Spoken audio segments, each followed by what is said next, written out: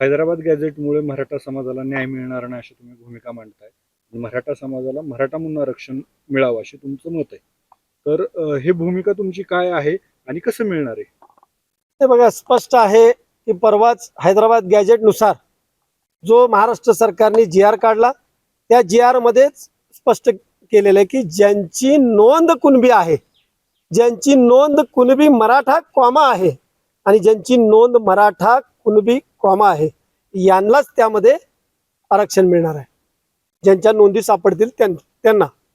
परंतु जो हिंदूच्या पुढं फक्त मराठा उल्लेख आहे, त्या मराठाच्या पुढं कॉमा आहे, त्या मराठा समाजाला याचा लाभ मिळणार नाही, हे सर्वांनीच क्लिअर केलेलं आहे.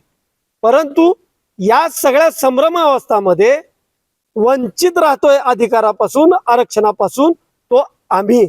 आमच्यासारखा करोडो मराठा समाज ज्यांचा स्पेशल मराठा म्हणून उल्लेख आहे, तो मराठा समाज 50%च्या आत OBC मधून आरक्षण या हक्काला, या अधिकाराला असताना सुद्धा आम्हाला संभ्रमावस्थेत ठेवून यांचं राजकारण यांनी पुढं रेटत राहतात. म्हणून आम्हाला 50%च्या OBC मधून आरक्षण पाहिजे. ABP माझा, उघडा डोळे बघा नीट.